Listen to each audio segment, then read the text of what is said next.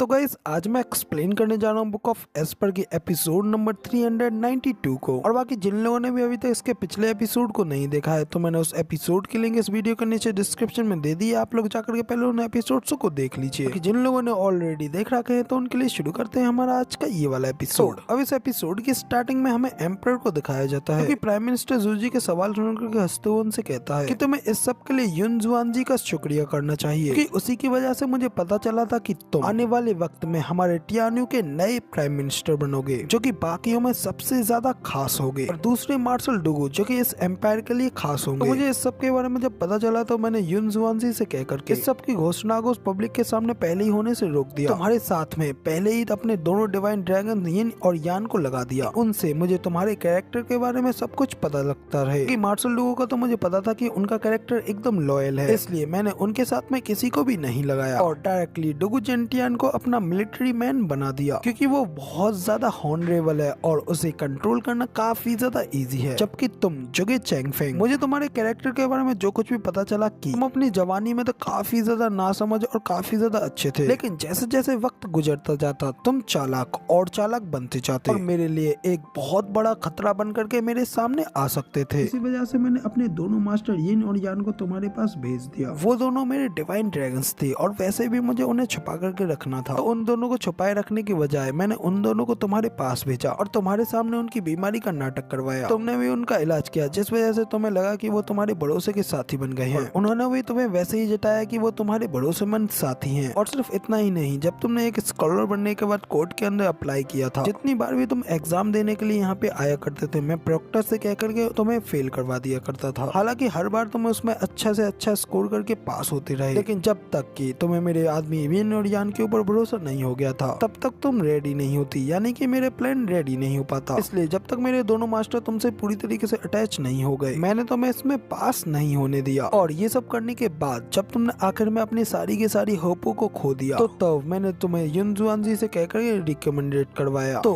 अब एम्परर की ये सारी बातें सुनने के बाद प्राइम मिनिस्टर जूजी भी कहते हैं कि तो मैं शुरुआत से ही एम्परर के इशारों पर कठपुतली की तरह नाचता रहा और जो मैं अपने इतने ज्यादा एरोगेंस के साथ इतने सालों तक लड़ता रहा उस सब का कोई मायने नहीं था। तो तभी एम्परर भी कहता है कि नहीं प्राइम मिनिस्टर जुगे, तुमने अपना काम बहुत अच्छे से किया, वरना तो इस टियान्यू से बाकी सभी पावर्स को खत्म करने की मेरी प्लानिंग इतनी ज्यादा स्मूथली और अच्छी तरीके से नहीं हो पाती। इतना कह करके एम्परर वहाँ पे जोर जोर से अपना मुंह फाड़ करके हंसने लगता है, लेकिन तभी उनके पीछे से मिंग हड़बड़ाते हुए भागता हुआ एम्परर के पास आता है और एम्परर से कहता है कि योर मेजेस्टी आपके लिए एक बेहद ज्यादा अर्जेंट रिपोर्ट है। जबकि इधर मिंग को एम्परर के पास देख करके प्राइम मिनिस्टर जूजी भी कहते हैं कि यू मिंग, तुम तो हेल वैली के यू मिंग हो, है ना? लेकिन मैंने तो तुम्हें सेकंड प्रिंस के पास देखा था, तो कैसे? आखिर तुम अब यहाँ पे कैसे हो? तो तभी ये सुन एम्परर प्राइम मिनिस्टर को बताता है कि प्राइम मिनिस्टर जुगे, मुझे तुम्हें इस बात को बताने में कोई प्रॉब्लम नहीं है। सेकंड प्रिंस का जो वो विद्रोह भड़काया गया था वो सब कुछ भी मेरी ही प्लानिंग का एक हिस्सा था और अब मैंने अपना अगला प्राइम मिनिस्टर भी डिसाइड कर लिया है, वो कोई और नहीं बल्कि यूमिंग ही है। तो अब एम्परर की ये बात सुनने के बाद यूमिंग भी खुश होते हुए कहता है योर मेजेस्टी, मैं आपके इस हम्बलनेस के लिए बेहद शुक्रगुजार हूँ। तो दूसरी ओर प्राइम मिनिस्टर जुगे भी कहते हैं कि सचमुच योर मेजेस्टी का माइंड बिल्कुल ट्रूली बाउंडलेस है। योर मेजेस्टी ने इस सारे विद्रोह का यूज किया ताकि इस सब को देखने के बाद में मैं भी अपने हाथ को आगे बढ़ाऊं। इस विद्रोह को भड़काने के लिए आपने अपने खुद के बच्चे का यूज किया, सिर्फ अपने इस थ्रोन का यूज करते हुए, ताकि इस सब को देख करके मैं बाहर आकर के आपके हाथों में आ पाऊं। सचमुच लोग कहते हैं कि कोई भी माता पिता अपने बच्चों के प्रति क्रूर नहीं होता, लेकिन आप योर मेजेस्टी आप तो इससे भी कहीं गुना ज्यादा बुरे हैं। तो तभी ये सुन एम्परर भी कहता है कि इस सब कैजुअलिटी की वजह क्या सिर्फ तुम ही नहीं हो, क्योंकि यहाँ तक कि मैंने अपने पास से अपने सभी प्रोटेक्टर्स, अपने सभी प्लट्स को हटा दिया था, लेकिन फिर भी तुमने कोई भी कार्रवाई करने की कोशिश नहीं की और मुझे भी तुमसे छुटकारा पाने का एकमात्र मौका तभी मिलता जब तुम खुद सबसे पहले मेरे ऊपर हमला करते। तो अब जब एम्परर और प्राइम मिनिस्टर जुगे दोनों मिंग को इग्नोर करते हुए अपनी बातें कर ही रहे होते हैं कि तभी मिंग उनके बीच में कहता है कि योर मेजेस्टी ये जेट स्लिप आई है। तो तभी इस जेट स्लिप की बात सुन के करके प्राइम मिनिस्टर जुगे भी उस जेट स्लिप की ओर ही देखता है और एम्परर से कहता है कि योर मैजेस्टी, अब इस अंधेरे में मैं पूरी तरीके से अंधा हो चुका हूँ। तो क्या मैं आपसे ये पूछ सकता हूँ कि क्या आप अपने इस बेचारे पुराने ऑफिशियल के साथ बाहर की इस जानकारी को साझा करना चाहेंगे? तो तभी एम्परर कहता है कि ठीक है, तुम अभी अपनी पूरी जिंदगी इस जेल में हो, तो तुम्हारे ये सब सुनने से मुझे कोई फर्क नहीं पड़ेगा। इतना कह करके फिर एम्परर यूमिंग से कहते हैं कि ठीक है, फिर यूमिंग अपनी इस रिपोर्ट को मुझे और प्राइम मिनिस्टर रूजी को सुनाओ, क्योंकि मेरे कान एक अच्छी गुड न्यूज सुनने के लिए तरस रहे हैं। और वैसे भी मुझे पहले से ही पता है कि ये खबर डुगू आर्मी के खत्म होने की ही होगी। करके एम्परर वहाँ पे जोर जोरों से हंसने लगता है। लेकिन जबकि यूमिंग जेट स्लिप को पढ़ करके काफी हैरान होते हुए कहता है कि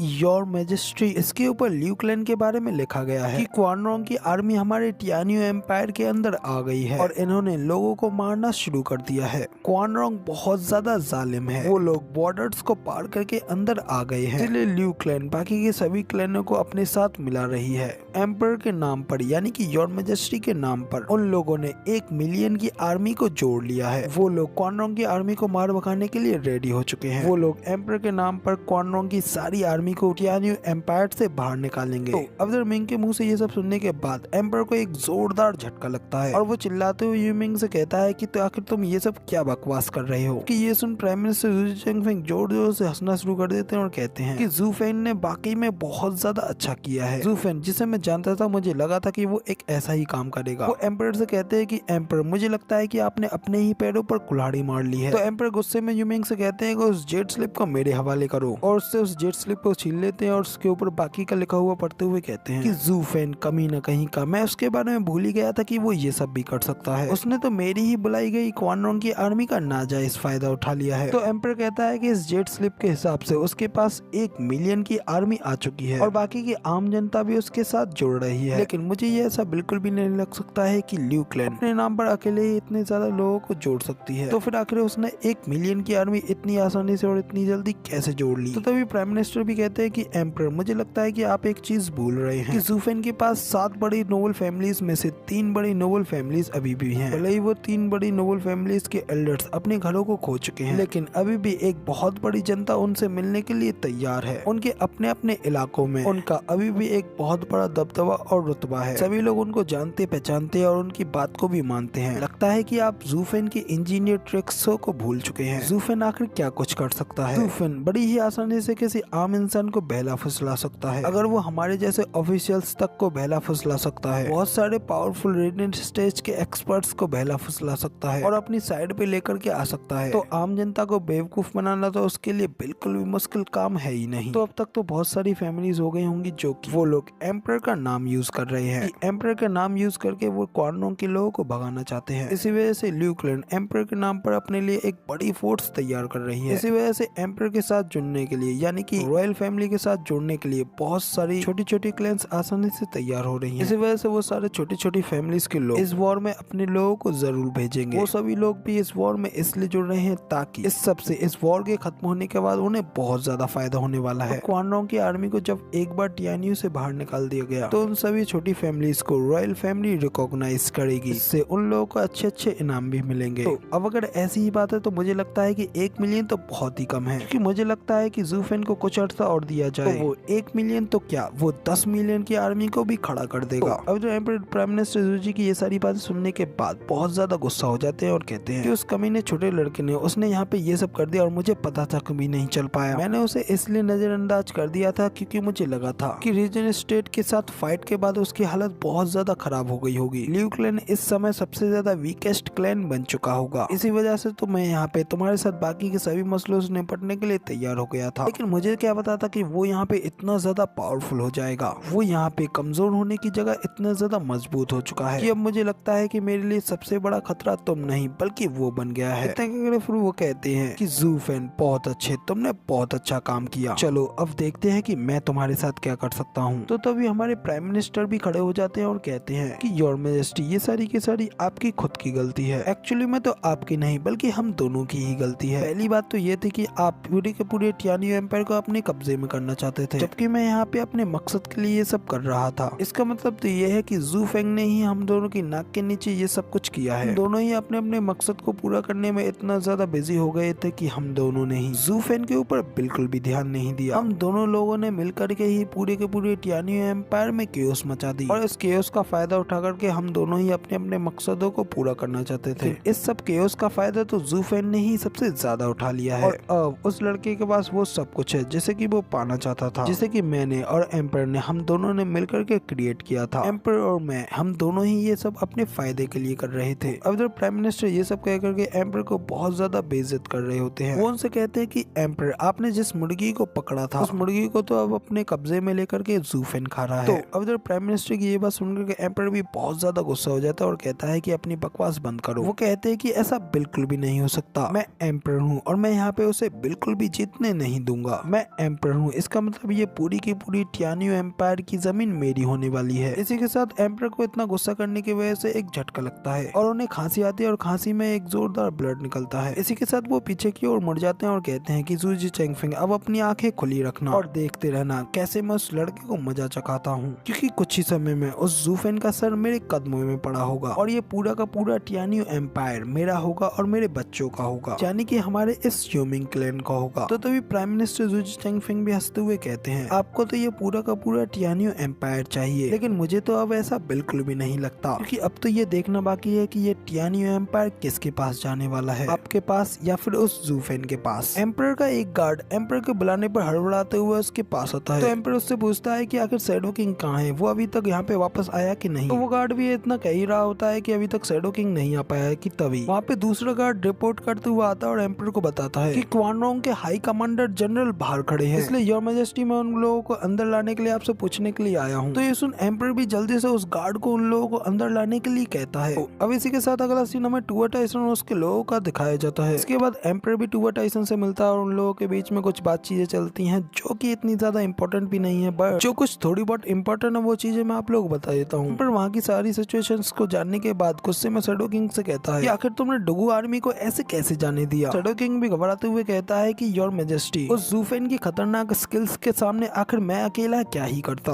उस कमीने जू फेंग ने खुद कमांडर ट्यूबा के गले पे अपनी स्वॉर्ड रख करके उन्हें अपने कब्जे में कर लिया था और इस पूरी फाइट को अपने हाथों में ले लिया था। तो तभी ये सब सुन जालान काफी ज्यादा गुस्सा हो जाता है और कहता है कि जब जनरल को कब्जे में कर लिया था आखिर तुम बाकी के वुल्फ वार्डन्स वहाँ पे क्या कर रहे थे। तो तभी स्लॉटर वुल्फ भी कहता है कि उस कमीने की स्किल्स बहुत ही ज्यादा क्रिपी थी और उस केओस के मूवमेंट पर हम वहाँ पर कुछ भी नहीं कर सकते थे। अगर हमारे साथ में तुम भी वहाँ पे होते तो तुम भी वहाँ पर कुछ नहीं कर पाते। तो जालान कहता है कि नहीं, मैंने और जेबाई ने हम दोनों लोगों ने मिलकर के उसका सामना किया था, लेकिन हम लोग भी उसके एक पंच का भी सामना नहीं कर पाए, यहाँ तक कि जेबाई तो 1 महीने तक बेहोश भी रहा। अब इधर ये सब सुनकर के टूबा टाइसन भी जू फेंग के बारे में एम्पायर और अपने लोगों से उसके बारे में जानकारियां लेने लगते हैं। इन सब जानकारियों को लेने के बाद टूबा टाइसन भी जू फेंग से इम्प्रेस होते हुए कहते हैं इस सब के बाद तो मैं डुगू जेंटियन से ज्यादा अब वो जू फेंग से फाइट लड़ने के लिए ज्यादा उत्सुक हूँ। तभी एम्पायर भी उन लोगों से कहता है कि हाँ, आप लोगों को उसे हराना ही होगा, क्योंकि अब वो मेरा नाम लेकर के तुम लोगों के खिलाफ एक बड़ी फोर्स को तैयार कर रहा है, और अगर वो इस फोर्स को तैयार करके तुम लोगों को यहाँ से बाहर निकालने में कामयाब हो गया तो फिर तो मैं भी तुम लोगों के लिए कुछ नहीं कर पाऊंगा और तुम्हारे हाथ में कुछ भी नहीं आ पाएगा। तो तभी ये सुन क्वान रोंग के नेशनल मास्टर भी कहते हैं ठीक है फिर एम्पायर, हम लोग जल्द ही उससे फाइट लड़ने के लिए जाएंगे। अपने साथ अपने बीस्ट टीमिंग गार्डियन सेक्ट के कुछ इथेरियल स्टेज के एक्सपर्ट्स को भी अपने साथ ले जाएंगे। इसके बाद हमारा एनिमी फिर चाहे कितना भी ज्यादा टफ क्यों ना हो वो हमारे सामने कुछ नहीं कर पाएगा। तो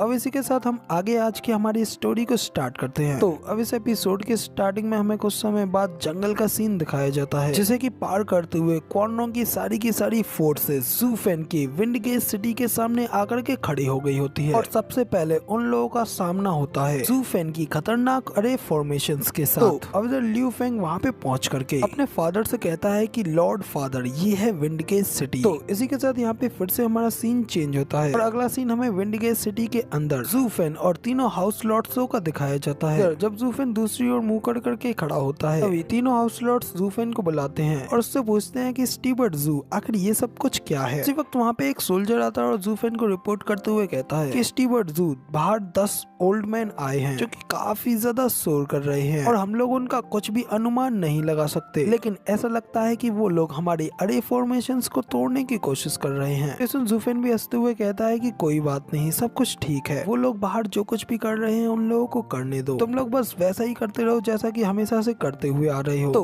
अब जब ज़ूफेन को इतने आराम से ये सब कहता हुआ देख करके एल्डर लॉन्ग और स्वॉर्ड मार्कस भी हैरान होते हुए उससे कहते हैं कि स्टीवर्ट ज़ू, क्या इसका मतलब ये नहीं है कि बाहर टूबा टाइसन आया है? लेकिन वो तो यहाँ पे काफी ज्यादा जल्दी आ गया है, हम लोग अभी तक पूरी तरीके से रेडी भी नहीं हुए हैं। ये सुन ज़ूफेन भी हंसते हुए कहता है कि तो क्या होगा, वो इतनी जल्दी आ गया तो ठीक है, चलो अब हम लोग भी एक वॉक पर चलते हैं, देखते हैं कि आखिर वो फॉरिजन लोग बाहर क्या हार्ड वर्क कर रहे हैं। तो अब इधर ज़ूफेन को इतने ज्यादा मजे में देख करके तीनों हाउस लॉर्ड्सों को तो कुछ भी समझ में नहीं आ रहा होता है, लेकिन फिर भी वो लोग ज़ूफेन की बात मान करके उन लोगों को बाहर देखने के लिए आते हैं। और इसी के साथ हमें बाहर का भी सीन दिखाया जाता है। सबसे बाहर की अरे फॉर्मेशन के बाहर के साथ आए एम्परर के 10 एल्डर्स ज़ूफेन की अरे फॉर्मेशन को तोड़ने की कोशिश कर रहे होते हैं, लेकिन वो लोग अपनी पूरी कोशिश के साथ भी ज़ूफेन की लगाई अरे फॉर्मेशंस का भी कुछ नहीं कर पाते और थक कर नीचे गिर रहे होते हैं। तभी उनमें से एक एल्डर कहता है कि हे भगवान, आखिर इस अरे फॉर्मेशन को किस कमीने ने सेटअप किया है? आखिर कैसे सिर्फ एक सेकंड ग्रेड की अरे फॉर्मेशन इतनी ज्यादा कॉम्प्लिकेटेड हो सकती है, और आखिर इसे बनाने में किस तरीके के स्टाइल का यूज किया गया है? मैंने अपनी पूरी जिंदगी में आज से पहले इस तरीके की चीज कभी नहीं देखी। ऐसी इतनी ज्यादा ग्रेट अरे फॉर्मेशंस को सेटअप करने के लिए के पास जरूर ही कोई ना कोई एक ग्रेट मास्टर जरूर होना चाहिए। तो अब इधर उन लोगों की इस तरीके की हालत को देख करके एल्डर लॉन्ग भी उन एक्सपर्ट्सों का मजाक उड़ाते हुए कहते हैं, तुम लोग बात करने में बकवास बहुत ज्यादा कर रहे हो, इसलिए कम ऑन अपनी बकवास करना बंद करो, इस अरे फॉर्मेशन को तोड़ने की कोशिश करो, क्योंकि स्टीवर्ट ज़ू के स्किल्स का सामना कर पाना हर किसी की बस की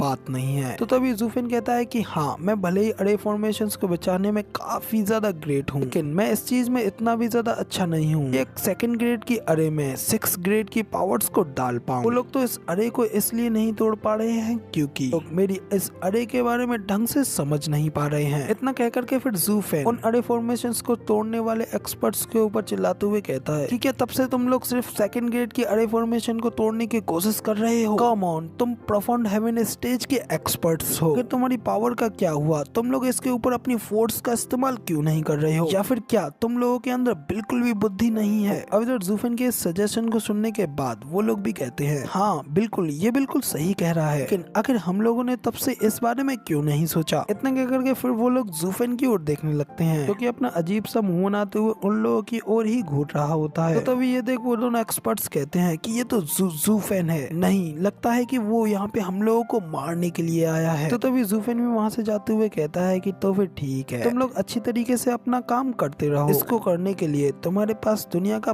पूरा समय है। कहकर के ज़ूफेन अपने लोगों को लेकर के वहाँ से चला जाता है। ज़ूफेन को वहाँ से जाते हुए देख करके एक्सपर्ट ज़ूफेन से कहते हैं कि क्या तुम जा रहे हो? तभी उनमें से बीच वाला एक्सपर्ट कहता है, सभी लोग चलो फिर से शुरू करते हैं, उसे पता नहीं हम लोग यहाँ पे क्या कर रहे हैं। तो एक एक्सपर्ट कहता है कि हाँ क्यों नहीं, दोनों साइडों पे से हमें अनुमति मिलने के बाद हम अब बस यही करेंगे, तो लेट्स डू इट, चलो करते हैं। कहने के साथ ही फिर वो एक्सपर्ट थोड़ा घबराते हुए अपने मन में भी कहता है, हाँ अगर हम लोग ऐसा नहीं भी करते हैं जरूरी हमें दोनों साइडों के द्वारा मारा भी जा सकता है। अब जब ज़ूफेन की बात सुनने के बाद वो लोग ज़ूफेन के मुताबिक ज़ूफेन की उस अरे फॉर्मेशन को तोड़ने की कोशिश करते हैं। काफी ज्यादा कोशिश करने के बाद वो इस चीज में कामयाब हो जाते हैं। ज़ूफेन की सेकंड ग्रेड के उस अरे फॉर्मेशन में क्रैक आने लगते हैं और वो टूटने लगती है। तभी ये सब देख एल्डर लॉन्ग ज़ूफेन से कहते हैं कि स्टीवर्ट ज़ू, आखिर आपका ये सब करने का क्या मतलब है, और आखिर आपने उन लोगों के इस अरे को तोड़ने में मदद क्यों की? तो ज़ूफेन कहता है कि मैं इंतजार कर रहा हूँ। तो एल्डर लॉन्ग पूछते हैं कि आखिर किस चीज का इंतजार? तो ज़ूफेन कहता है कि उनके उन एक्सपर्ट्सों का, जो कि यहाँ पे हम लोगों का सामना करने के लिए वो लोग लेकर के आए हैं। टूबा टाइसन ने अभी तक अपने हाथों में चार्ज नहीं लिया है, क्योंकि अभी फिलहाल उनके सामने ये अरे फॉर्मेशंस खड़ी हैं और उसके पास अभी फिलहाल ये हड्डियों के 10 बैग थे, इसलिए वो पहले इनसे हमारी इन अरेज में क्रैक डलवाना चाहता है। हालांकि हमें इन लोगों को मारना हमारे लिए बिल्कुल सही है, लेकिन इससे उन लोगों को हमारी नर्वसनेस शो होगी, जबकि इन लोगों को अभी बख्शने से उन लोगों को हमारी एम्प्टी सिटी की टैक्टिक्स यूज करने का एहसास होगा। इसलिए मेरे रिएक्शन उन लोगों को जितना ज्यादा कंफ्यूज करेंगे, वो लोग मुझसे उतना ही ज्यादा पैनिक करेंगे और परेशान होंगे, और जितना ज्यादा वो कंफ्यूज्ड होंगे उतनी ही ज्यादा उनकी आगे कार्य करने की संभावनाएं कम होंगी। लेकिन समय किसी का भी इंतजार नहीं करता,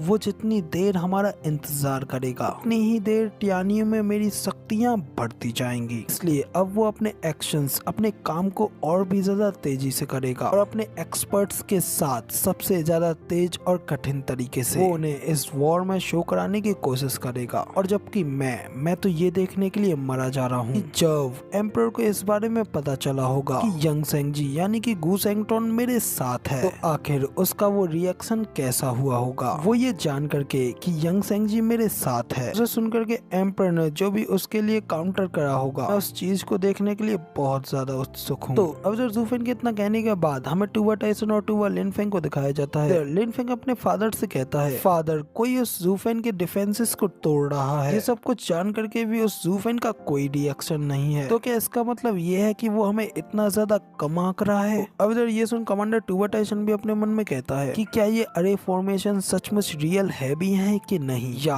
क्या इसका मतलब ये तो नहीं कि वो इस सब से अपने लिए टाइम बचा रहा हो। उसकी ये सारी हरकतें सचमुच काफी ज्यादा चौंकाने वाली हैं और उनका कोई भी मतलब निकाल पाना मेरे लिए काफी ज्यादा मुश्किल है। करके कमांडर टूवा दूसरी ओर मुड़ जाता है, अपने बेटे टूवा लू फेंग से कहता है, लू फेंग मेरे साथ आओ, हम लोग एल्डर्स को देखने के लिए चल रहे हैं। तो तभी ये सुन लू फेंग भी हैरान होते हुए कहता है कि मगर लेकिन इतनी जल्दी फादर, क्या वो हमारे ट्रम्प कार्ड्स नहीं है, और क्या उन्हें इतनी जल्दी इनवाइट करना हमारे लिए कुछ ज्यादा ही जल्दबाजी नहीं है। तो तभी कमांडर ट्यूबा कहता है, इस युद्ध में स्पीड ही हमारे लिए सबसे ज्यादा महत्वपूर्ण है, इसलिए हम उसके बारे में चिंता नहीं कर सकते। तो अब इसी के साथ कमांडर ट्यूबा कितना कहते हैं, यहाँ पे हमारा सीन चेंज होता है और अगला सीन हमें एक बड़े से टेंट हाउस का दिखाया जाता है। टेंट के सामने हमारा कमांडर ट्यूबा और उनका बेटा ट्यूबा ल्यू फेंग आया होता है, लेकिन तभी उन लोगों को उस टेंट के अंदर से आवाज आती है कि एक आदमी की होती है। वो आदमी लियानियर से कह रहा होता है कि लियानियर, तुम्हारी बॉडी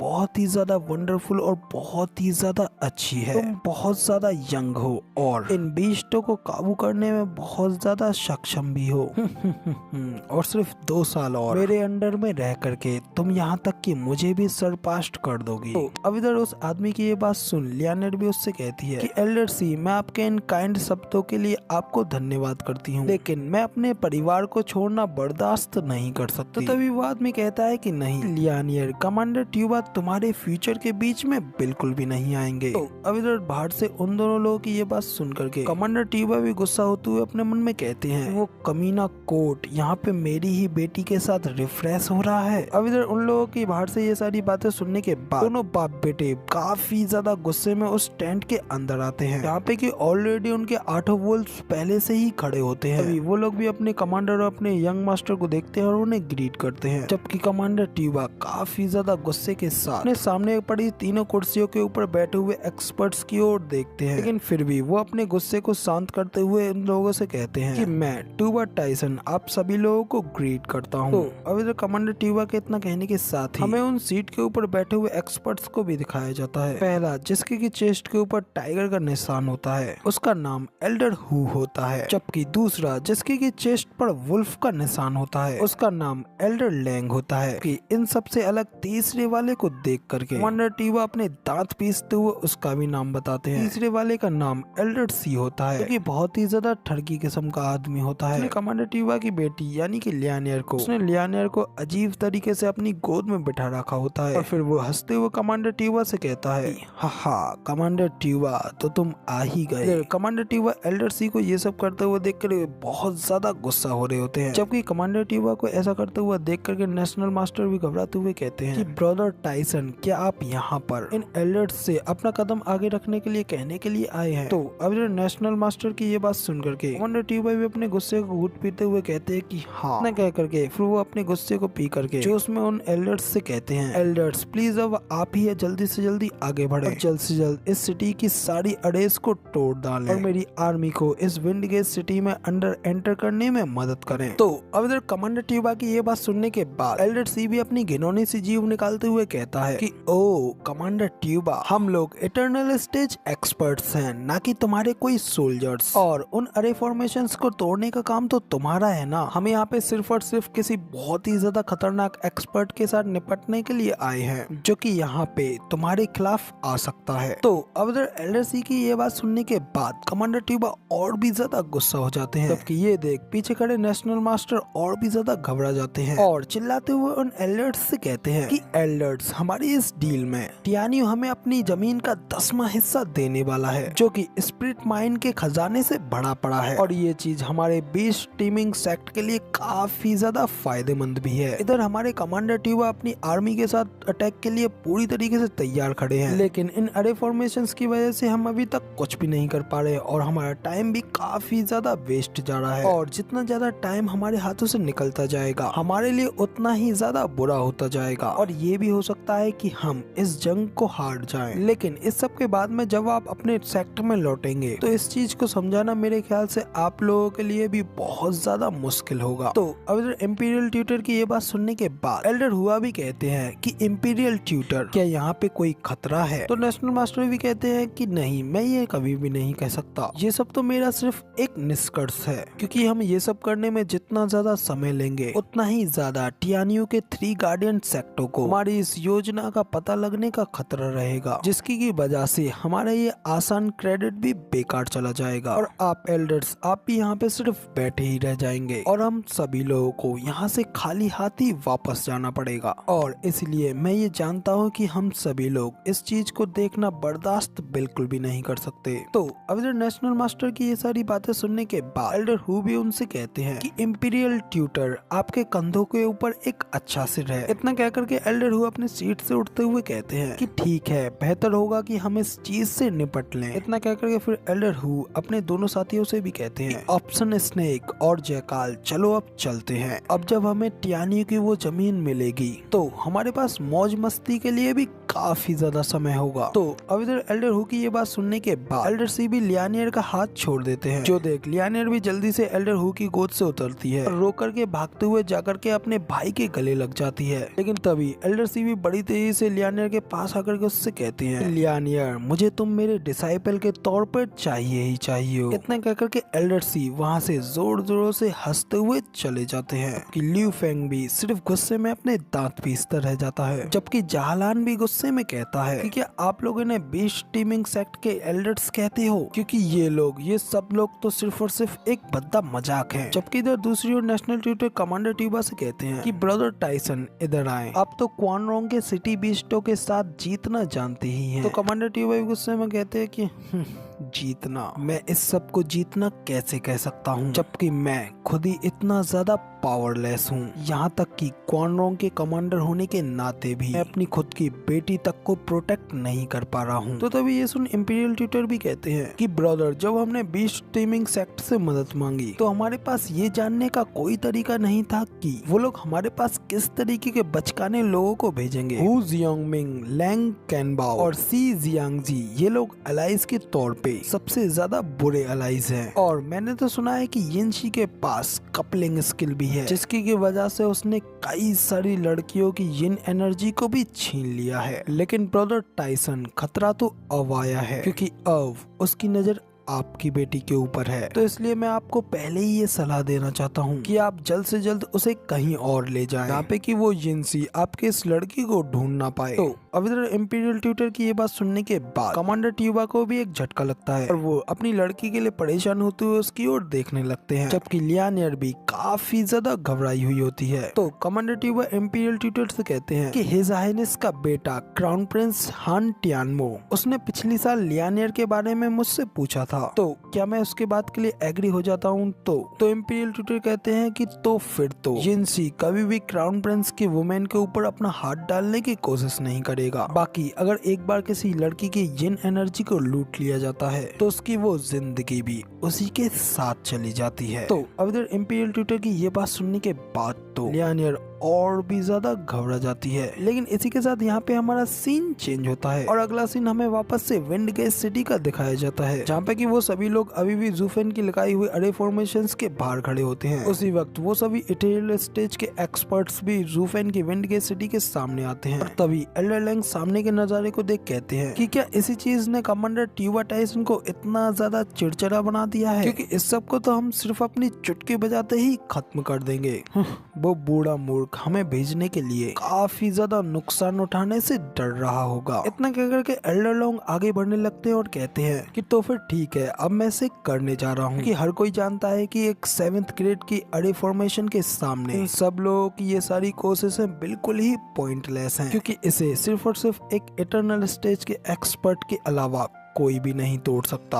अब इधर इतना कहकर के एल्डर लैंग आगे बढ़ने ही लगते हैं कि तभी वो बाकी के एल्डर्स जो पहले से इस अरे फॉर्मेशन को तोड़ने की कोशिश कर रहे होते हैं, वो एल्डर लैंग से पूछते हैं कि क्या कमांडर ट्यूबा ने तुम्हें यहाँ पे भेजा है। लेकिन इस सब का कोई फायदा नहीं है, क्योंकि इस अजीब सी अरे फॉर्मेशन के सामने तुम सिर्फ और सिर्फ अपनी फोर्स का ही इस्तेमाल कर सकते हो। तो अब जब वो लोग ये सारी बातें कर ही रहे होते हैं, तो तभी हमें हमारे ल्यूकलैंड के लोगों को भी दिखाया जाता है, जो कि उन तीनों इटर्नल स्टेज के एक्सपर्ट्स को ही देख रहे होते हैं। तभी एल्डर जीटियन थोड़ा हैरान होते हुए कहते हैं वो तीनों तो काफी ज्यादा स्ट्रॉन्ग दिखते हैं और वो लोग हमारे इतने ज्यादा करीब आ गए, लेकिन फिर भी हम उन लोगों को नोटिस तक नहीं कर पाए। तो तभी इधर ज़ूफेन भी उन एक्सपर्ट्स को देख कहता है कि इन्हें देख करके लगता है कि ये वही एक्सपर्ट्स हैं जिन्हें कि यहाँ पे क्वान रोंग अपनी मदद के लिए लेकर के आया है। अब इधर हमें दूसरी ओर उन बाकी के मास्टर्स की ओर भी दिखाया जाता है, जो कि एल्डर लैंग के बारे में बिल्कुल भी कुछ नहीं जानते हैं। इसलिए वो उनसे बड़े ही एरोगेंट तरीके से कह रहे होते हैं कि जाओ जाओ अपना रास्ता देखो, क्योंकि हम लोगों ने ऑलरेडी इस अरे फॉर्मेशन को तोड़ने के लिए अपना काफी ज्यादा एफर्ट को यूज किया है और कुछ टाइम में हम इसे तोड़ने में कामयाब भी हो जाएंगे। इसलिए अपना रास्ता देखो और हमारे क्रेडिट को छीनने की कोशिश मत करो, क्योंकि जो पहले आता है वही अच्छा करता है और वही सारे क्रेडिट को लेता है। तो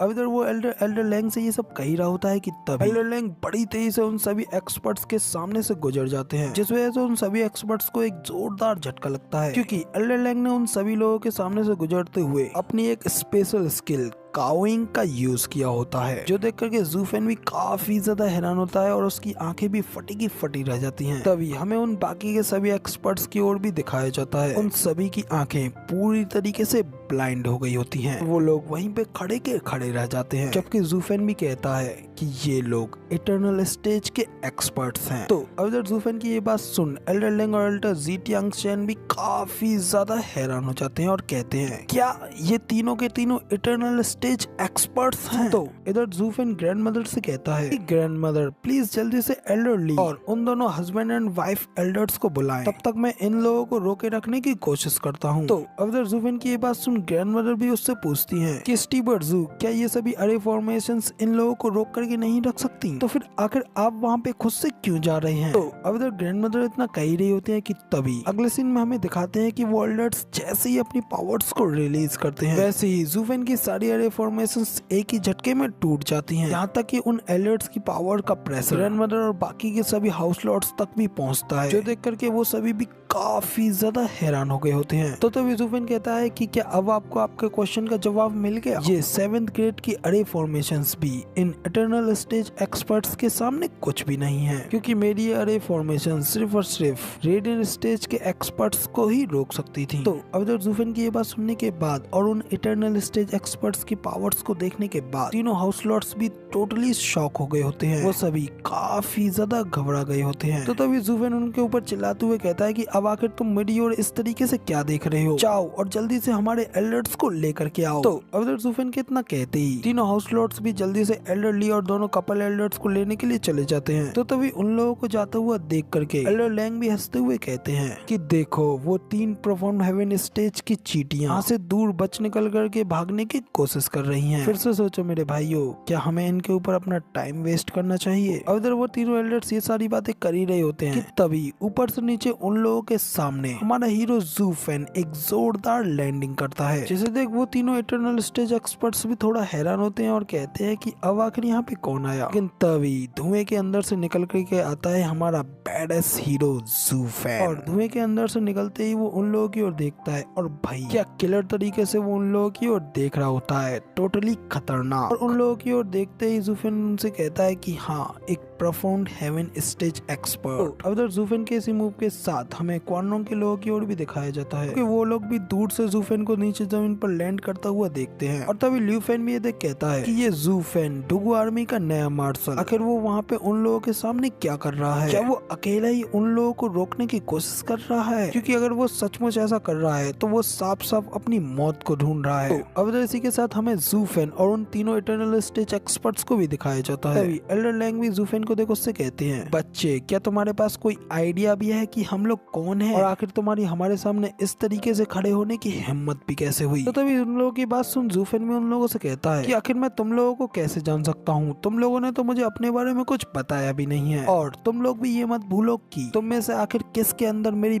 500 अरे फॉर्मेशंस को तोड़ने की हिम्मत है। तो तभी इधर ज़ूफेन की ये बात सुन एल्डर लैंग भी जोरों से हंसते हुए कहते हैं, हाँ सिर्फ तुम जैसा एक इग्नोरेंट फूल ही मुझे रोकने की कोशिश करने की हिम्मत कर सकता है। तो अब जब ज़ूफेन इधर उन लोगों से बात करके थोड़ा टाइम बाय करने की कोशिश कर रहा होता है, दूसरी ओर हमें ल्यूफेन की ओर दिखाया जाता है जो कि वो भी ये सब देख कहता है कि क्या ये लड़का हमेशा ही कुछ ज्यादा ही चालाक बना नहीं रहता है, लेकिन अब आखिर इस मूवमेंट पर वो इतनी ज्यादा बेवकूफी क्यों कर रहा है, यहाँ तक कि वो भीड़ में से एक इटर्नल स्टेज एक्सपर्ट की पहचान भी नहीं कर पा रहा है। क्या वो अपनी और इन एक्सपर्ट्स की पावर डिफरेंस को भी पहचान नहीं पा रहा है? क्योंकि मेरे हिसाब से तो अभी उसके सामने सबसे ज्यादा अच्छा रहेगा वो जल्द से जल्द यहाँ से अपनी जान बचा करके भागने की कोशिश करे। अब इधर इसी के साथ हमें फिर से एल्डर लैंग की ओर भी दिखाया जाता है कि ज़ूफेन से आगे कहते हैं, ठीक है तो फिर अब अपने इन इग्नोरेंट कानों को खड़ा करो और ध्यान से सुनो, हम लोग इटर्नल स्टेज एक्सपर्ट्स हैं। तो अब इधर एल्डर लैंग बड़े प्राउड में ऐसा कहते हुए सामने की ओर देखते हैं। तो लगता है कि ज़ूफेन ये सुनकर के काफी ज्यादा घबरा जाएगा, जबकि ज़ूफेन का इधर कोई रिएक्शन नहीं होता है। इसलिए एल्डर लैंग अपने मन में कहते हैं कि जब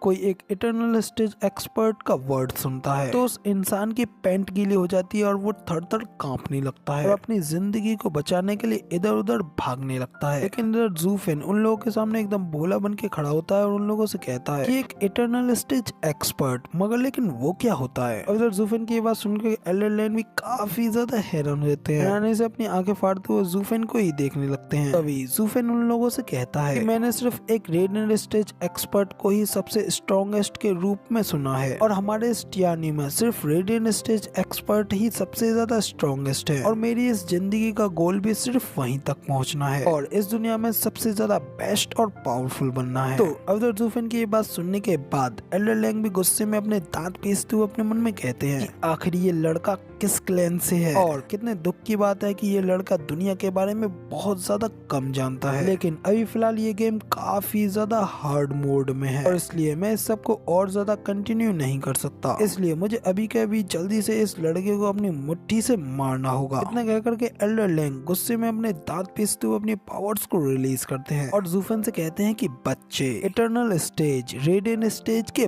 बाद का लेवल है, यहाँ तक कि 100 रेडिएंट स्टेज एक्सपर्ट्स एक साथ मिलकर के भी सिर्फ एक अकेले इटर्नल स्टेज एक्सपर्ट का मुकाबला भी नहीं कर सकते हैं। क्या अब तुम्हें कुछ समझ में आया? अब इधर एल्डर लैंग की ये बात सुनने के बाद अपने आप को उन लोगों को हैरानी में शो कराते हुए कहता है, ओ तो ये सब ऐसा है, आपकी ये स्टेज आपको एक रेडिएंट स्टेज एक्सपर्ट से भी काफी ज्यादा अधिक पावरफुल बनाती है। तभी एल्डर लैंग भी कहते हैं कि हाँ अब तुम समझे कि हम लोग कितने ज्यादा पावरफुल हैं। कहने के बाद फिर एल्डर लैंग हंसते हुए अपने मन में कहते हैं, हाँ अब जब ये इसके बारे में जान गया है तो अब ये यहाँ से भागेगा, तो मैं इसको पकड़ने के लिए इसका हंट करूंगा क्योंकि मुझे ऐसा करने में और भी ज्यादा खुशी होगी। इतना कह करके एल्डर लैंग ज़ूफेन की ओर देखते हैं, लेकिन ज़ूफेन को अभी भी अपने सामने आराम से खड़ा होते हुआ देख करके एल्डर लैंग एकदम गुस्से में आग बबूला होते हुए उसके ऊपर चिल्लाते हुए कहते हैं कि बच्चे आखिर तुम भाग क्यों नहीं रहे हो? क्या तुम अभी तक हमारी पावर्स को और हमारी ग्रेटनेस को नहीं जान पाए हो? तो तभी ज़ूफेन कहता है कि हाँ बिल्कुल, तुम एक इटर्नल स्टेज एक्सपर्ट हो और 100 रेडिएंट स्टेज एक्सपर्ट्स को खत्म करने में सक्षम हो। तुम ये ऑलरेडी मुझसे कह चुके हो, लेकिन अब ये मत कहना कि तुम भूल गए कि क्या तुमको कोई अल्जाइमर है? तो अब इधर ज़ूफेन की ये बात सुनने के बाद एल्डर लैंग भी कहते हैं कि अभी अभी तुमने क्या कहा और आखिर तुम अभी तक यहाँ से डर के मारे भाग क्यों नहीं रहे हो और आखिर तुम्हारे अंदर का वो डर कहाँ है और तुम्हारी ये पैंट अभी तक सूखी क्यों है? तो तभी एल्डर लैंग की ये बात सुनने के बाद ज़ूफेन भी हंसते हुए कहता है कि क्योंकि मैं यहाँ पर तुम लोगों को रोकने के लिए खड़ा हूँ। तो अब जब ज़ूफेन की इस एटीट्यूड और उसकी ये बात सुन करके तीनों के तीनों इटर्नल स्टेज एक्सपर्ट्स भी काफी ज्यादा शॉक हो जाते हैं। लेकिन तभी ज़ूफेन उन लोगों से कहता है कि जब एक radiant stage expert eternal state में चला जाता है तो उसकी सोल एनलाइटमेंट को अचीव कर लेती है और इस दुनिया के सारे बंधनों से आजाद हो जाती है और उनके अंदर 7th ग्रेड से नीचे की किसी भी चीज को कुचल देने की असीम ताकत आ जाती है। और जैसे कि तुमने मेरी अरे फॉर्मेशंस को तोड़ा, मुझे तभी पता चल गया था कि तुम कितने ज्यादा पावरफुल हो और तब से मैं तो यहाँ पे सिर्फ तुम्हारे सामने कुछ देर भोले बनने की एक्टिंग कर रहा था। मैं यहाँ पे नाटक कर रहा था ताकि तुम्हारे साथ कुछ देर खेल सकूं और तुम लोगों के सारे फोकस को अपनी ओर खींच सकूं, क्योंकि वरना तो अगर ऐसा नहीं होता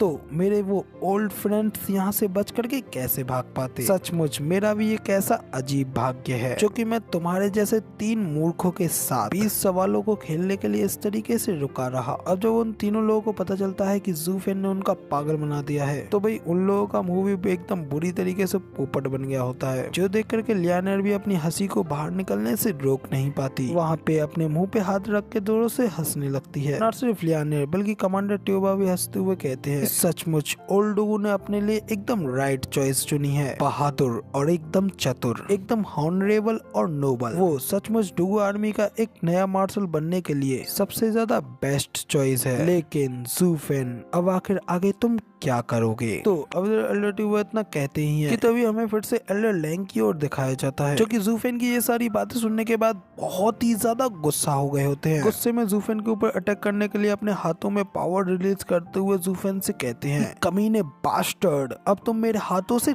डेफिनेटली मरोगे। इतना कह करके एल्डर लैंग बड़ी तेजी से ज़ूफेन के ऊपर अपना एक थंडर अटैक करते हैं, कि आगे बढ़ते हुए एक पावरफुल थंडर वुल्फ में कन्वर्ट हो जाता है। और उस अटैक की स्पीड और पावर को देख ज़ूफेन भी काफी ज्यादा हैरान होता है। तभी अगले ही पल वो अटैक ज़ूफेन से जाकर के भी टकरा जाता है। इससे हिट होने के बाद ज़ूफेन भी बड़ी तेजी से पीछे की दीवार में जाकर के लगता है। और ये देख Liu Feng, slaughter wolf, wind wolf, Jahalan, Lianier सभी के सभी ज़ूफेन के ऊपर उस अटैक को देख काफी ज्यादा हैरान हो गए होते हैं। तभी हमें उस अटैक के बाद हुए इम्पैक्ट को भी दिखाया जाता है। एल्डर लैंग के ज़ूफेन के ऊपर हुए उस अटैक की वजह से पीछे की दीवार में भी एक काफी बड़ा छेद हो गया होता है, और अभी तक एल्डर लैंग की इलेक्ट्रिसिटी उसमें गरज रही होती है। तभी ये सब देख कमांडर ट्यूबा भी ज़ूफेन के बारे में सोचते हुए कहते हैं कि ये उसके लिए काफी ज्यादा बुरा हुआ, और ये मेरे इस लंबे जीवन में दूसरी बार होगा जब मैं अपने प्रतिद्वंदी की मौत पर शोक मनाऊंगा।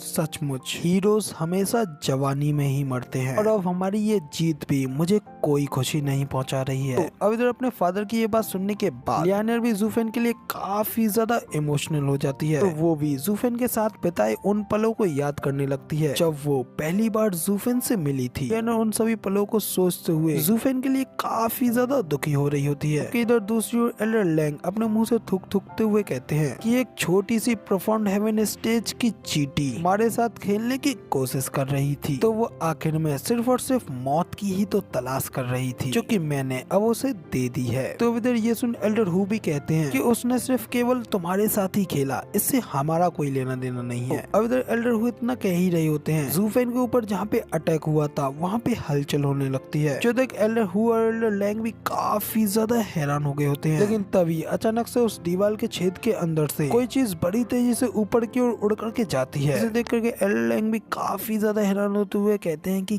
क्या ऐसा कैसे हो सकता है, ये बच्चा अभी तक मेरे इस अटैक के बाद मरा क्यों नहीं। तो गाइस कोई हमारे इस एल्डर लैंग को बताए कि ये हमारी इस स्टोरी का एमसी है, इसे कौन मार सकता है भाई। तो अब इधर एल्डर लैंग के इतना कहने के साथ ही हमें हमारे ज़ूफेन को भी दिखाया जाता है, क्योंकि एल्डर लैंग के अटैक से थोड़ा घायल तो होता है, मगर उसने अपनी अशुरा ब्लू फ्लेम्स को एक्टिवेट कर लिया होता है, जिस वजह से उसने इस अटैक को आसानी से सर्वाइव कर लिया होता है। अब इधर हमारे ज़ूफेन को बिल्कुल जिंदा देख जहालान भी काफी ज्यादा हैरान होते हुए कहता है, हे भगवान आखिर ये एल्डर लैंग के अटैक से कैसे बच गया। इधर जबकि हमारे ज़ूफेन को जिंदा देख लियानर तो काफी ज्यादा खुश होती है। तभी हमें ज़ूफेन की ओर भी दिखाया जाता है, जो कि अपने मन में कहता है कि नसीब से मेरी सोल अशुरा ब्लू फ्लेम से प्रोटेक्टेड है, वरना तो मैं इस अटैक से अब तक कब का मारा गया होता। तो अब इधर दूसरी ओर एल्डर लैंग भी ज़ूफेन को जिंदा देख कहते हैं कि फियरेंस टाइगर, उसके बारे में जरूर ही कुछ न कुछ तो गड़बड़ है। मेरा पाम अटैक सीधा सीधा उसको हिट किया था, लेकिन फिर भी सिर्फ उसके ऊपर केवल एक छोटा सा ही घाव हुआ है, लेकिन इस सब का तो कोई मतलब ही नहीं बनता। तो अब इधर एल्डर लैंग की ये बात सुन एल्डर हु भी हंसते हुए कहते हैं कि मुझे लगता है उसके पास जरूर ही कोई ना कोई स्पिरिचुअल वेपन है, या फिर कोई डिमोनिक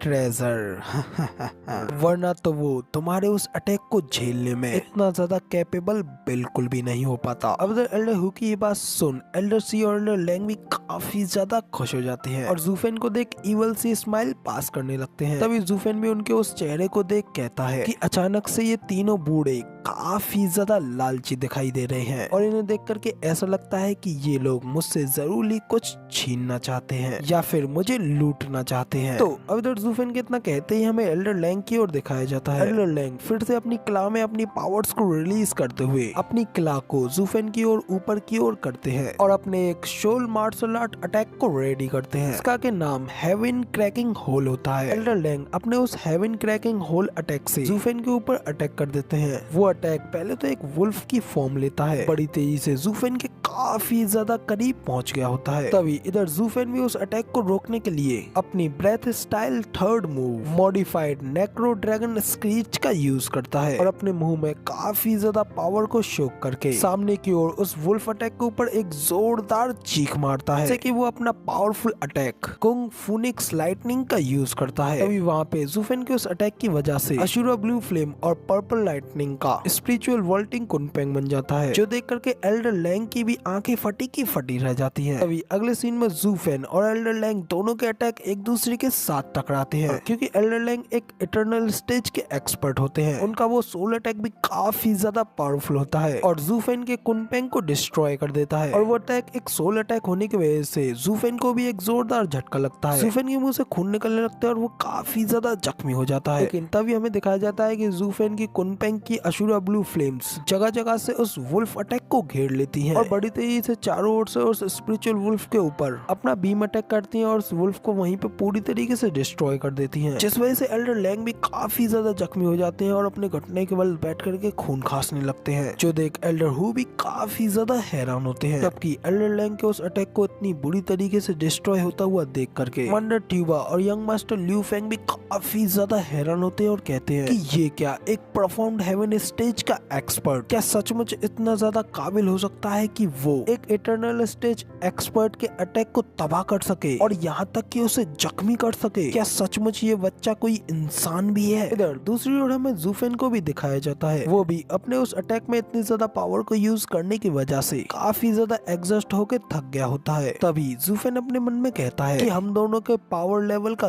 गैप क्लियरली बहुत ज्यादा बड़ा है और अब अगर ये मेरे ऊपर इसी तरह एक और बार अटैक करता है तो मैं जरूर उसके उस अटैक से मारा जा सकता हूँ। इधर दूसरे एल्डर हु एल्डर लैंग से कहते हैं कि हे पागल इंसान, वो लड़का अभी इस समय काफी ज्यादा कमजोर है और अपनी आखिरी सांसों पर है, इसलिए जल्दी से उसके ऊपर अपना एक और सोल अटैक करो और उसे जल्दी से खत्म कर दो। इधर एल्डर लैंग भी कहते हैं कि हाँ मुझे पता है, मगर लेकिन इतना कह करके वो ज़ूफेन की उन अशुरा ब्लू फ्लेम्स को नीचे गिरते हुए देखते हैं। फिर वो ज़ूफेन के ऊपर गुस्से में चिल्लाते हुए कहते हैं मैं उसे इतनी जल्दी इतनी आसान मौत नहीं दूंगा, मैं उसे एक दर्दनाक मौत का स्वाद चखाने के लिए उसकी सोल को एक एक कर फाड़ डालूंगा। इतना कहकर के एल्डर लैंग फिर से गुस्से में अपनी पावर्स को अनलिस्ट करते हैं। ज़ूफेन के ऊपर अपने एक और powerful move devouring wolf pack से अटैक करते हैं, जिस वजह से ज़ूफेन के ऊपर कई सारे स्पिरिचुअल वुल्फ्स का अटैक होता है और वो अटैक बड़ी तेजी से ज़ूफेन की ओर पहुंचने लगता है, जिसे देख ज़ूफेन भी घबराते हुए अपने मन में कहता है कि शायद मेरे टेलीपोर्ट करने से काम चल जाएगा, लेकिन ये सोल अटैक मुझे बिल्कुल भी हिलने डुलने का कोई चांस नहीं दे रहा, मैं अभी इससे बच करके निकल नहीं सकता। अब इधर ज़ूफेन ये सब सोच ही रहा होता है कि तभी वहाँ पे ज़ूफेन की मदद करने के लिए ज़ूफेन के सामने एल्डर ली आ जाते हैं। जल्दी से एल्डर लैंग के अटैक के ऊपर अपना सोअरिंग डेमोनिक ड्रैगन अटैक का यूज करते हैं और एल्डर लैंग के सभी स्पिरिचुअल बीस्ट को वहीं बीच में डिस्ट्रॉय कर डालते हैं, जिस वजह से एल्डर लैंग और भी ज्यादा जख्मी हो जाते हैं और खून खांसने लगता है। कि दूसरी ओर ज़ूफेन भी हंसते हुए एल्डर ली से कहता है कि तो फाइनली आखिरकार तुम यहाँ पे आ ही गए और एल्डर ली अब हमेशा की तरह काफी ज्यादा हैंडसम लग रहे हैं। तभी दूसरी ओर एल्डर ली भी उन तीनों एक्सपर्ट से कहते हैं कि आखिर किसने स्टीवर्ट ज़ू को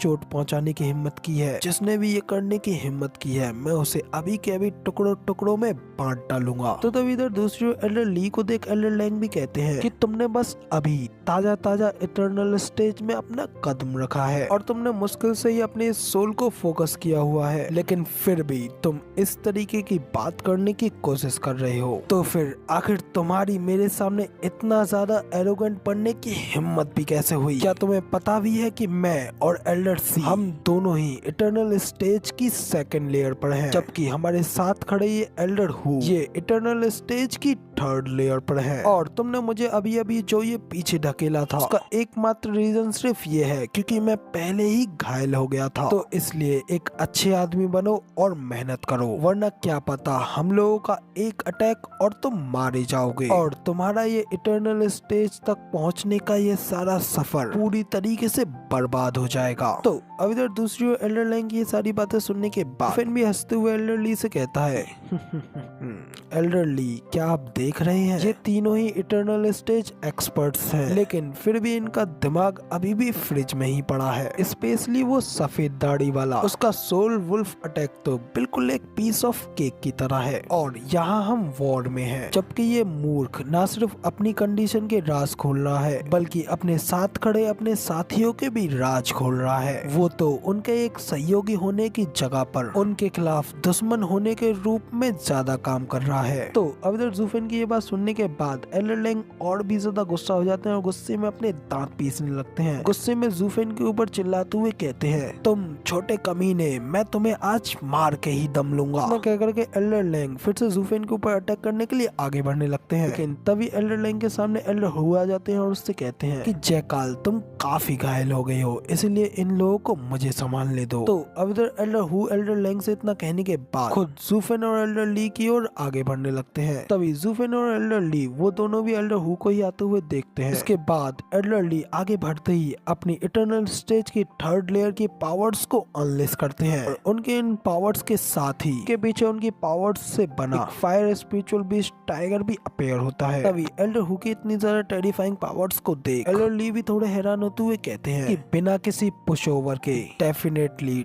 third layer eternal stage powers है। तो तभी ज़ूफेन भी कहता है कि हाँ, आपके पीछे मैं भी इसे महसूस कर पा रहा हूँ। तो अब इधर ज़ूफेन की इतनी बात सुनने के बाद एल्डर ली भी काफी एक्साइटेड होते हुए कहते हैं ये बिल्कुल सही टाइम है। इतना कहकर के एल्डर ली भी अपने खतरनाक पावरफुल ऑरा को रिलीज करते हैं।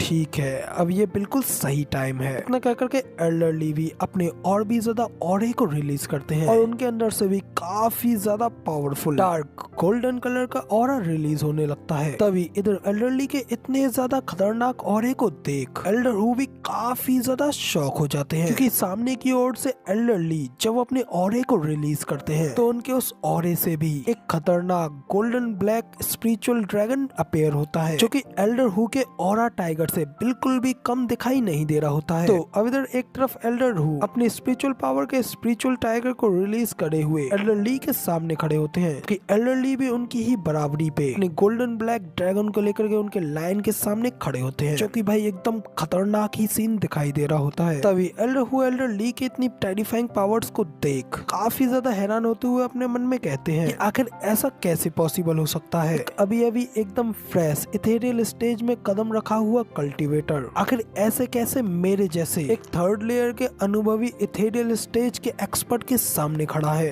डैम इट, अब तो मैं अपने आप के ऊपर एक ग्रेट पावरफुल एक्सपर्ट होने के ऊपर बिलीव नहीं कर पा रहा हूँ, जो कि मैं अपनी इन पावर्स के साथ इस नौसीखे को भी हैंडल नहीं कर पा रहा हूँ। इतना कहकर के एल्डर हु बड़ी तेजी से एल्डर ली के ऊपर अटैक करने के लिए आगे बढ़ते हैं, जबकि दूसरी ओर से एल्डर ली भी ईंट का जवाब पत्थर से देने के लिए एकदम तैयार खड़े होते हैं। दोनों ही लोग एक दूसरे के पंचेस से पंचेस टकराते हैं, जिसकी वजह से वहाँ पे काफी ज्यादा पावर्स रिलीज होने लगती हैं और कोई भी किसी से भी कम नहीं पड़ रहा होता है। फिर वो दोनों लोग एक दूसरे के ऊपर लगातार पंचेस पे पंचेस मारने लगते हैं, और क्योंकि वो दोनों ही एक्सपर्ट्स इथेरियल स्टेज की खतरनाक पावर्स को अपने पंचेस में रिलीज कर रहे होते हैं, इस वजह से ज़ूफेन भी उनके पंचेस से निकली पावर वेव से बचने की कोशिश करता है। और न सिर्फ ज़ूफेन के लिए उनकी पावर्स का इम्पैक्ट इतना ज्यादा होता है कि उन लोगों के नीचे खड़े दोनों इथेरियल स्टेज के एक्सपर्ट्स को भी वहाँ पे नीचे खड़े होने में काफी ज्यादा परेशानियों का सामना करना पड़ रहा होता है। वो लोग भी जैसे तैसे उनके अटैक वेव से बच रहे होते हैं। तभी एल्डर लैंग भी ये सब देख हैरान होते हुए अपने मन में कहते हैं, क्या किसी ने मुझसे कहा नहीं था कि टियानियो में कोई भी इथेरियल स्टेज का एक्सपर्ट नहीं है और हम लोग जब चाहे उन्हें अपने कब्जे में लेकर के मार सकते हैं। लेकिन अब यहाँ पे देखो, यहाँ पे न सिर्फ एक इथेरियल स्टेज का एक्सपर्ट है, बल्कि वो हमारे इस भयानक टाइगर के साथ भी लड़ सकता है। लेकिन अभी फिलहाल ये सिचुएशन कम्प्लीटली हमारे कंट्रोल से बाहर नहीं निकली है, क्योंकि हमारे पास अभी भी नंबर्स का एडवांटेज है। इतना कह करके एल्डर हु बड़े ही गौर से ज़ूफेन की ओर देखने लगते हैं, फिर बड़ी तेजी से ज़ूफेन के सामने खड़े होकर के हंसते हुए कहते हैं, घायल भेड़िए, तुमने अभी फिलहाल अपनी शील्ड को खो दिया है, तो अब इसलिए एक अच्छे बच्चे बनो और जल्दी से मेरे हाथों से मर जाओ। तक करके एल्डर लैंग अपनी क्ला में अपनी पावर्स को रिलीज करते हैं और बड़ी तेजी से ज़ूफेन के ऊपर अटैक करने के लिए आगे बढ़ जाते हैं। जबकि ये सब देख करके एल्डर ली भी ज़ूफेन के लिए परेशान होते हुए उसको आवाज लगाते हुए कहते हैं कि स्टीवर्ट ज़ू जल्दी से इसके अटैक से बचे। लेकिन दूसरी ओर हमारा ज़ूफेंग बड़े ही आराम से अपनी आंखें बंद करके वहाँ पे आराम से खड़ा होता है। तभी अगले ही सीन में हमें दिखाया जाता है दूसरी ओर से एक powerful life and death art attack बड़ी तेजी से एल्डर लैंग के ऊपर हमला करने के लिए आ रहा होता है, जिसे देख करके एल्डर लैंग भी काफी ज्यादा हैरान होते हैं। लेकिन अब उस अटैक से बचने के लिए काफी ज्यादा देर हो चुकी होती है। एल्डर लैंग सीधा उस कंबाइंड अटैक से हिट होते हैं। वहाँ पे उन लोगों के बीच में एक जोरदार धमाका होता है। इसके बाद हमें दिखाया जाता है कि उस अटैक से सीधा हिट होने की वजह से एल्डर लैंग बड़ी तेजी से नीचे जमीन में जाकर के गिरते हैं, जो देख करके एल्डर सी भी काफी ज्यादा हैरान होते हुए एल्डर लैंग के लिए परेशान होते हुए उससे कहते हैं कि जयकाल, क्या तुम ठीक हो? जबकि इस धमाके के बाद एल्डर लैंग को दिखाया जाता है वो उस अटैक से पूरी तरीके से खत्म तो नहीं हुए होते हैं, लेकिन काफी ज्यादा जख्मी हो गए होते हैं और गुस्से में ऊपर की ओर देख रहे होते हैं। देखते हुए कहते हैं कि डैम इट, अब ये दोनों एक्सपर्ट्स आखिर कौन हैं? तभी एज यूजुअल हमें उन दोनों एक्सपर्ट्स को दिखाया जाता है। वो दोनों एक्सपर्ट्स कोई और नहीं बल्कि हमारे अपने ल्यू क्लैन के हस्बैंड एंड वाइफ एल्डर ज़्यू और एल्डर क्यू होते हैं। तभी उन दोनों को देख एल्डर लैंग जैसे तैसे खड़े होकर के गुस्से में अपने दांत पीसते हुए कहते हैं कि फॉर गॉड्स सेक, ये जगह कितनी बकवास सी जगह है। ये दो पीक रेडिएंट स्टेज एक्सपर्ट्स भी मुझे चोट पहुंचा सकते हैं। तुम लोगों की मुझे हर्ट करने की हिम्मत भी कैसे हुई? मैं तुम लोगों के अभी टुकड़े टुकड़े कर दूंगा। इतना कह करके एल्डर लैंग बड़े ही ज्यादा गुस्से में फिर से उन लोगों के ऊपर अटैक करने के लिए आगे बढ़ने लगते हैं। लेकिन तभी एल्डर सी उन्हें रोकते हुए कहते हैं कि ब्रदर अभी कुछ देर रुको। इतना कह करके एल्डर सी अपनी घिनौनी हंसी हंसते हुए कहता है कि इन दोनों एक्सपर्ट्स को तुम मेरे लिए छोड़ दो, स्पेशली तौर पे वो ब्यूटी, उसका मजा तो मैं ही लूंगा। अब इधर जैसे ही एल्डर सी अपने घिनौने मुंह से एल्डर ज़्यू के बारे में ऐसा कहते हैं, अपनी बीवी के बारे में ही सुनकर के एल्डर क्यू बड़ी तेजी से नीचे जमीन पर उतरते हैं और एल्डर सी के ऊपर गुस्सा करते हुए कहते हैं कि तुम डैसोल, अभी अभी तुमने क्या कहा? तो अब एल्डर क्यू के इतने ज्यादा गुस्से में देख ज़ूफेन भी उन दोनों एल्डर से कहता है, एल्डर क्यू और सिस्टर ज़्यू वो दोनों एक्सपर्ट्स इथेरियल स्टेज की सेकंड लेयर पर हैं, तो इसलिए आप लोगों को उन दोनों को संभाल पाना काफी ज्यादा मुश्किल होगा, यहाँ तक कि फिर चाहे तुम दोनों लोग एक साथ ही क्यों ना हो। तो अब इधर ज़ूफेन की ये बात सुन एल्डर ज़्यू भी कहती है कि मेरा ये ओल्ड बुड्ढा अब काफी ज्यादा उत्साही हो गया है, यहाँ तक कि अब मैं इसे रोक भी नहीं सकती। लेकिन स्टीवर्ट ज़ू आप बिल्कुल भी चिंता ना करें, हमने इसे कवर कर लिया है। तो तभी एल्डर ज़्यू की बात सुन ज़ूफेन भी उनसे कहता है कि सिस्टर ज़ू इधर आओ और मेरी बात सुनो। तो इधर ज़ूफेन की ये बात सुनकर के एल्डर ज़्यू ज़ूफेन के पास जाती है। तभी ज़ूफेन भी उनके कान में कुछ कहता है जिसके बारे में फिलहाल हमें कुछ भी बताया नहीं गया होता है। हमें बस सीधा इतना दिखाया जाता है कि ज़ूफेन की बात सुनने के बाद एल्डर ज़्यू और ज़ूफेन हंसते हुए एक दूसरे की ओर देखने लगते हैं। अभी अगले सीन में एल्डर ज़्यू ज़ूफेन को वहाँ पे छोड़ एल्डर क्यू की ओर आगे बढ़ जाती हैं। जबकि इधर ज़ूफेन एल्डर लैंग के सामने खड़े होते हुए उनसे कहता है कि तुम बेकार ओल्ड कोट, अगर तुम्हारे अंदर इतनी ज्यादा हिम्मत है और अगर अभी भी तुम्हारे अंदर इतना ज्यादा विश्वास है जो कि तुम्हें लगता है कि मैं अभी भी अकेला हूँ, तो फिर आ जाओ। लेकिन ये सब करने की वजह से तुम अब तक 3 बार जख्मी हो चुके हो। तो चलो ठीक है, अब देखते हैं कि एक सेकंड लेयर का इथेरियल स्टेज एक्सपर्ट अभी कितने ज्यादा हिट्स को और ले सकता है। तो अब इधर ज़ूफेन की ऐसी बातों को सुन और उसे इतना ज्यादा कॉन्फिडेंस में देख एल्डर लैंग और भी ज्यादा हैरान हो जाते हैं। जबकि इधर ज़ूफेन उनसे कहता है कि कहो तुम्हें क्या लगता है कि कौन जीतेगा, तुम्हारी साइड पे खड़े एक्सपर्ट्स या फिर मेरी साइड पे खड़े एक्सपर्ट्स? तो अब इधर ये सुन एल्डर लैंग भी कहते हैं कि तुम्हारा ये नया इथेरियल स्टेज एक्सपर्ट दिखने में काफी ज्यादा टफ और पावरफुल लगता है, लेकिन इस बात का भी कोई चांस नहीं है कि तुम्हारा वो एक्सपर्ट हमारी थर्ड लेयर के इथेरियल स्टेज भयानक टाइगर को हरा सके, क्योंकि ये सब कुछ तो सिर्फ और सिर्फ टाइम के ऊपर मैटर करता है। जहाँ तक तुम्हारे इन बाकी के दोनों एक्सपर्ट्स का सवाल है, तो वो लोग तो सिर्फ एक पीक रेडिएंट स्टेज एक्सपर्ट्स हैं और वो लोग सिर्फ एक साथ कंबाइन होकर के ही एक इथेरियल स्टेज एक्सपर्ट की पावर्स को अनलिस्ट कर सकते हैं। लेकिन वो लोग फिर भी किसी भी तरीके से हमारे स्नेक एक्सपर्ट जो कि एक सेकंड लेयर का इथेरियल स्टेज एक्सपर्ट है, वो लोग उसके सामने बिल्कुल भी टिक नहीं सकते। तो अब इधर एल्डर लैंग की ये बात सुन ज़ूफेन भी कहता है ठीक है, तो फिर इससे ये सब आसान हो जाएगा। मैं यहाँ पे मुश्किल से ही टिक रहा हूँ और तुम यहाँ पे उनके नतीजे आने का इंतजार कर रहे हो, लेकिन जब तुम अपने फ्लैंक्स की ही देखभाल करोगे इस तरीके से तुम्हें मुझे अपने कब्जे में लेना तो काफी ज्यादा आसान हो जाएगा। नहीं, अगर ज़ूफेन की ये बात सुन करके एल्डर लैंग को भी एक हल्का सा झटका लगता है और फिर वो इसी के साथ सोचते हुए अपने मन में कहते हैं हाँ बिल्कुल, जब हम जीतेंगे तो फिर तो मैं इस बच्चे को फिर से बुरी तरीके से टॉर्चर करूंगा। तो क्या ये मेरे लिए अच्छा नहीं होगा और क्या ऐसा करके मुझे और भी ज्यादा अच्छा महसूस नहीं होगा? तो अब एल्डर लैंग अपने मन में ये सब सोचने के बाद फिर ज़ूफेन से कहते हैं कि अच्छा चलो ठीक है, मैं तुम्हें अभी कुछ देर और जीने दूंगा। तो अब एल्डर लैंग के इतना कहते ही हमें ज़ूफेन की ओर दिखाया जाता है। उसका एल्डर लैंग को पागल बनाने का प्लान एकदम कामयाब हो गया होता है, इसलिए वो उनको देख हल्की सी स्माइल पास करता है। तो अब इसी के साथ हमें दूसरी ओर कॉर्नरों के लोगों की ओर भी दिखाया जाता है जो कि दूर खड़े होकर के सारी फाइट को देख रहे होते हैं। तभी कमांडर ट्यूबा ये सब देख कहते हैं कि ये सब देख करके ऐसा लगता है कि एल्डर लैंग एक बार फिर से ज़ूफेन के जाल में फंस गए हैं। तो अब इधर अपने फादर को ऐसा कहता हुआ देख करके यंग मास्टर ल्यू फेंग भी अपने फादर से पूछता है कि फादर मगर लेकिन ऐसा कैसे? तो कमांडर ट्यूबा कहते हैं कि रुको, मुझे नहीं पता है कि इस बच्चे का गेम क्या है, लेकिन इस सब को देख करके एक बात तो निश्चित है कि वो यहाँ पे जरूरी किसी न किसी चीज के लिए समय बाय कर रहा है। ल्यू फेंग, जब भी आप कभी इस तरीके की सिचुएशन का सामना करते हैं तो आप कभी भी अपने दुश्मन से इस तरीके से बात नहीं करते हैं, अपने लिए गए डिसीजन पे एकदम निश्चित रहते हैं क्योंकि डर हमेशा दिमाग को मार डालता है। तो अब इधर ल्यू फेंग भी अपने फादर की ये बात सुनने के बाद कहता है कि क्या फादर हमें उन लोगों को ये बात बतानी चाहिए? तो अब इधर ल्यू फेंग की इतनी बात सुनते ही नेशनल मास्टर उसके ऊपर चिल्लाते हुए कहते हैं कि नहीं, बिल्कुल भी नहीं। ल्यू फेंग, तुम्हें क्या लगता है कि एल्डर लैंग को ये जानने से क्या होगा? और अगर तुम उसे उसी के फेस पे उसकी ये बातें बताओगे तो उसको इस बात से काफी ज्यादा गुस्सा आएगा, उसे तुम्हारे द्वारा उसी के फेस पे उसको स्टूपिड बताया जा रहा है। तो ये सुनने के बाद ल्यू फेंग भी समझ जाता है और थोड़ा घबराते हुए कहता है कि हाँ, फिर तो वो मुझे वहाँ पे जान से भी मार सकता है। तो तभी नेशनल मास्टर कहते हैं कि हाँ, और यही इसकी असली सच्चाई है। ये एल्डर्स स्वार्थ, जल्दबाजी और ऊंचे घोड़े पर सवार हैं और उन्हें ये याद दिलाना कि उन्हें फिर से मूर्ख बनाया जा रहा है उन्हें हमारे द्वारा बिल्कुल एक मंद बुद्ध कहने के लायक होगा और उन लोगों के बीच इससे ये भी साबित हो जाएगा कि ज़ूफेन उन लोगों से कई गुना ज्यादा सहज व्यक्ति है और अगर तुम कभी उसकी योजना को बर्बाद करने की कोशिश करते हो तो एल्डर लैंग को अपने कुछ ही शब्दों में तुम्हारे ऊपर हमला करने के लिए तैयार करना उस लड़के के लिए कोई बड़ी बात नहीं है। तो अब इधर नेशनल मास्टर की ये सारी बातें सुनने के बाद यंग मास्टर ट्यूबा भी सबको समझ जाता है और उनसे कहता है नेशनल मास्टर, आपके इस गाइडेंस के लिए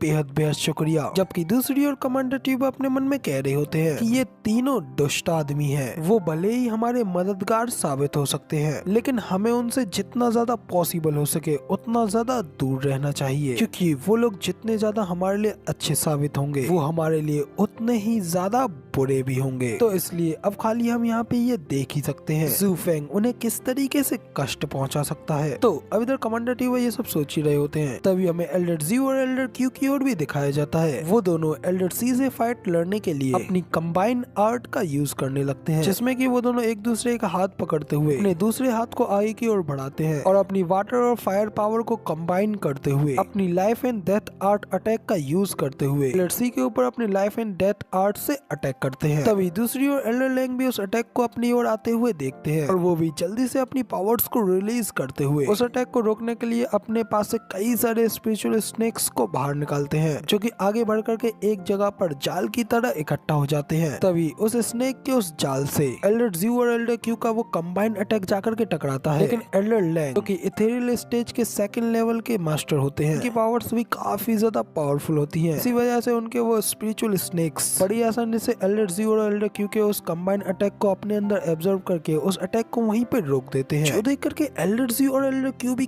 काफी ज्यादा हैरान हो गए होते हैं। तभी एल्डर सी भी हंसते हुए कहता है कि मेरे प्यारे मूर्ख juniors, peak radiant stage ethereal stage से नीचे की दुनिया है, तुम लोग यहाँ पे सोल पावर का यूज करते हो जबकि इथेरियल स्टेज तुम्हारी उस सोल का यूज कर सकता है, लेकिन ये सब कुछ तुम्हारी समझ से परे है। तो इसलिए ये सब बातों को छोड़ो, तुम्हें बस अपने लिए ये जानना चाहिए कि तुम्हारे लिए सबसे अच्छा क्या है, तो इसलिए अपने आप को मेरे सामने सरेंडर कर दो, स्पेशली तौर पे तुम मेरी ब्यूटी, क्योंकि सचमुच मुझे तुम्हें मारने में अपने ऊपर काफी ज्यादा हेट महसूस होगी। इससे तो अच्छा तुम मेरे डिसाइपल के तौर पे बहुत अच्छा कंट्रीब्यूशन करोगी। तो बताओ तुम्हें क्या लगता है इसके बारे में। तो अब जब एल्डर सी एल्डर क्यू से ये सारी बातें कह रहा होता है तो एल्डर सी ये सुनकर काफी ज्यादा गुस्से में उससे कहते हैं कि तुम एक गंदे बुड्ढे आदमी हो, वो मेरी पत्नी है, इसलिए उसके ऊपर अपनी इन ठंडी सांसों को बर्बाद मत करो। तो अब इधर जब एल्डर क्यू ये सब कह रहे होते हैं अभी एल्डर सी अपने पास से एक स्पिरिचुअल स्नेक को आगे बढ़ाते हैं और उस स्पिरिचुअल स्नेक का यूज करते हुए वो एल्डर क्यू को जल्दी से उस स्नेक में लपेट लेते हैं और उस स्नेक के अंदर से जहरीली ब्रेथ को रिलीज करवाने लगते हैं। लेकिन तभी ये देख करके एल्डर ज़्यू भी एल्डर क्यू के लिए काफी ज्यादा परेशान होती हैं और मुड़ करके एल्डर क्यू की ओर देखने लगती हैं। तभी इस बात का फायदा उठाते हुए एल्डर सी एल्डर ज़्यू को पकड़ने के लिए अपने एक और स्पिरिचुअल स्नेक का यूज करते हैं और एल्डर ज़्यू से कहते हैं कि डियर तुम्हारे ये ओल्ड मैन बिल्कुल ठीक है, लेकिन क्योंकि मेरी सोल एक किंग पाइथन की है, अब जब उसे जहर दे दिया गया है तो ये उसकी सोल को सड़ा करके उसे मौत की घाट उतार देगा और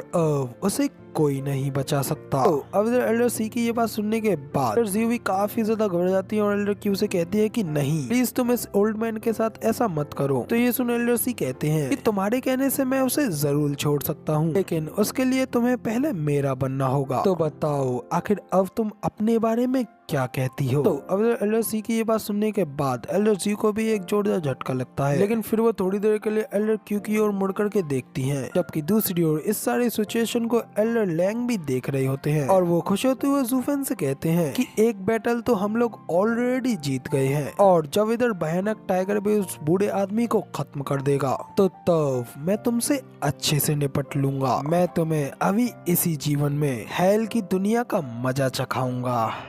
तो इधर ज़ूफेन भी एल्डर लैंग की ये सारी बातें सुनने के बाद उसकी बात का कोई भी जवाब नहीं देता, जबकि दूसरी ओर एल्डर ज़्यू एल्डर सी की बात मानकर उसकी ओर आगे बढ़ने लगती हैं। अभी एल्डर सी और एल्डर क्यू दोनों ही एक दूसरे के आमने सामने होते हैं और फिर एल्डर सी अपनी ठड़की आंखों से एल्डर ज़्यू की ओर देखने लगता है। जल्दी से एल्डर ज़्यू की कमर में हाथ डाल करके उन्हें अपनी ओर खींच लेता है और उनसे कहता है कि मेरी ब्यूटी जल्दी से मेरे करीब आओ। तभी एल्डर ज़्यू भी उससे कहती है कि थोड़ा जेंटल रहो, तुम मुझे दर्द पहुंचा रहे हो। जबकि इधर ये सब देख एल्डर क्यू गुस्से में कहते हैं कि कमीने डेड बोन मेरी बैग को वहाँ से जल्दी से जाने दो। इधर एल्डर सी एल्डर ज़्यू से कहते हैं मेरी प्रेटी मैं तुम्हें जाने दूंगा, लेकिन फिर इसके बाद तुम मुझे छोड़कर कहीं मत जाना। तो एल्डर ज़्यू कहती है कि आखिर मैं कहाँ जा सकती हूँ, क्योंकि अब तो मैं हमेशा तुम्हारे साथ ही रहूंगी। तो अब इधर एल्डर ज़्यू की इतनी बात सुनते ही एल्डर सी भी उनके हाथ को छोड़ देते हैं। अभी एल्डर ज़्यू भी उनके सामने अपने क्यूट एक्ट को एक्ट करने लगती हैं और फिर जल्दी से वो अपने हाथ को छुड़ाने के बाद एल्डर सी के ऊपर अपने आइस पावर से अटैक करने की कोशिश करती हैं, लेकिन एल्डर सी भी एल्डर क्यू को ये सब करता हुआ देख लेते हैं और जल्दी से एल्डर ज़्यू के उस अटैक को अपने हाथ से रोक देते हैं और फिर एल्डर ज़्यू का हाथ पकड़ कर उसको मोड़ते हुए उनसे कहते हैं कि हा मैं ये जानता था कि तुम एक जंगली घोड़ी हो, लेकिन फिर भी तुम मुझे पसंद हो। बहुत सारे जंगली घोड़े मुझे मारना चाहते हैं, लेकिन वो सब सिर्फ खुद को ही मरवा डालते हैं, लेकिन उन सभी का एंड सिर्फ मेरे ही हाथों में होता है और तुम भी उनसे बिल्कुल भी अलग नहीं हो। कह करके एल्डर सी अपनी घिनौनी हंसी हंसने लगता है और एल्डर ज़्यू को अपने हाथों में उठा लेता है और कहता है तो अब तुम मुझे एक बड़ी सी और प्यारी सी एक किस दो। इतना कहकर के एल्डर लैंग अपने घिनौने से मुंह से ब्लश करते हुए एल्डर ज़्यू को किस करने के लिए आगे बढ़ने लगता है, जबकि ये सब कुछ देख एल्डर ज़्यू काफी ज्यादा गुस्सा हो रहे होते हैं, लेकिन फिर भी वो आगे कुछ नहीं कर पाते हैं और एल्डर लैंग को सिर्फ गाली देते हुए कहते हैं कि कमीने ठड़की अभी के अभी यहीं पर रुक जाओ। अब इधर एल्डर ज़्यू के इतना कहते ही हमें दूसरी ओर फिर से एल्डर लैंग की ओर दिखाया जाता है कि एल्डर ज़्यू को किस करने के लिए आगे बढ़ रहे होते हैं, लेकिन अचानक से वहाँ से एल्डर ज़्यू गायब हो जाती है और उनके मुंह के सामने पॉटी आ जाती है और एल्डर लैंग उस पॉटी को ही किस कर लेते हैं। और फिर जब एल्डर लैंग अपनी आंखें खोल करके एल्डर ज़्यू को अपने हाथों से गायब देखते हैं और अपने सामने पॉटी को देखते हैं तो वो काफी ज्यादा हैरान हो जाते हैं। अचानक से उनके हाथ में एल्डर ज़्यू की जगह पर ज़ूफेन होता है, क्योंकि अपने हाथ में स्टिक में उसी पॉटी को पकड़े हुए होता है जैसे कि अभी अभी एल्डर लैंग ने किस किया होता है। देख करके एल्डर लैंग बुरी तरीके से हैरान होते हुए कहते हैं कि आखिर तुम यहाँ पर क्या कर रहे हो। ज़ूफेन उनसे कहता है कि वो छोड़ो, तुम ये बताओ कि आखिर आखिर इसका टेस्ट कैसा था। हमें उस बीस्ट को भी दिखाया जाता है जिसकी की ये पॉटी होती है। तो गाइस सॉरी, मैं जब से एल्डर सी को एल्डर लैंग कह रहा था वो जल्दबाजी में थोड़ा नामों में थोड़ा कंफ्यूजन हो गई थी, तो आप लोग माइंड मत करना। फिलहाल स्टोरी में आगे बढ़ते हैं। तो दूसरी ओर हमें एल्डर लैंग को भी दिखाया जाता है। वो भी अचानक से ये सब कुछ देख काफी ज्यादा हैरान हो गए होते हैं। और फिर वो अपने साइड पे जहाँ पे कि ज़ूफेन खड़ा होता है वहाँ पे वो एल्डर ज़्यू को खड़ा होते हुए देख करके काफी हैरान होते हुए अपने मन में कहते हैं कि आखिर कब हुआ। इधर दूसरी ओर ज़ूफेन भी हंसते हुए एल्डर सी से कहता है कि ओल्ड कोट, आखिर तुम्हें मेरी आंखें कैसी लगी, क्या वो अच्छी हैं? ज़ूफेन ये बात सुन एल्डर सी चिल्लाते हुए उससे कहते हैं कि तुम कमीने, आखिर तुम्हारी मुझे टट्टी खिलाने की हिम्मत कैसे हुई? मैं तुम्हें अभी के अभी यहीं पर मार डालूंगा। इधर एल्डर सी इतना कही पाते हैं कि तभी ज़ूफेन भी अपनी आइज ऑफ द वॉइड की पावर्स को एक्टिवेट करते हुए कहता है कि जरा ध्यान से देखो, मेरी आंखें भी काफी ज्यादा ब्यूटीफुल है। एल्डर सी भी ज़ूफेन से कहते हैं कि क्या कहा, मैं अभी भी तुम्हें देखूं? तभी ज़ूफेन अपनी आइज ऑफ द वॉइड की सेकंड स्टेज का यूज करते हुए एल्डर सी के मुंह पे डायरेक्टली अपनी गोल्डन लाइट का अटैक करता है, जो कि एल्डर सी को डायरेक्टली सीधा हिट भी करता है। ये देख एल्डर लैंग को और भी ज्यादा बड़ा झटका लगता है। और न सिर्फ एल्डर लैंग बल्कि सामने के उस नजारे को देख करके क्वान रॉन्ग के सभी लोगों को एक जोरदार झटका लगता है, क्योंकि सामने की ओर ज़ूफेन के उस पावरफुल खतरनाक अटैक के साथ ही एल्डर सी का पूरा सिर गायब हो चुका होता है और उनकी बॉडी मर के नीचे जमीन पर गिर गई होती है। जबकि ज़ूफेन की इस सारी चाल के बारे में सोचते हुए कमांडर ट्यूबा अपने मन में कहते हैं कि ज़ूफेन ने सबसे पहले अपने शब्दों का यूज करते हुए एल्डर लैंग को न्यूट्रलाइज करके उनको शांत कर दिया, जबकि अगले ही पल उसने एल्डर सी को अपना टारगेट बना लिया। सच में ज़ूफेन बहुत बड़ा कपटी है। इधर दूसरी ओर एल्डर सी की ऐसी हालत को देख करके हु भी एल्डर ली से अपने ध्यान दूसरी ओर करते हुए एल्डर सी की ओर देखने लगते हैं। अब इस बात का फायदा उठाते हुए ज़ूफेन भी एल्डर ली से कहता है, एल्डर ली जल्दी से वापस पीछे हटे। अब इधर ज़ूफेन की ये बात सुन करके एल्डर हु भी जल्दी से वापस से एल्डर ली की ओर मुड़ करके देखते हैं और उनसे कहते हैं कि क्या तुम यहाँ से भागना चाहते हो? लेकिन इतना कहते अचानक से एल्डर हु को अपने पीछे से किसी चीज को आते हुए फील होता है। तभी उनके पीछे से ज़ूफेन एल्डर हु के ऊपर भी अपनी आइज ऑफ द वॉइड की गोल्डन पावर से अटैक करता है, क्योंकि एल्डर सी एक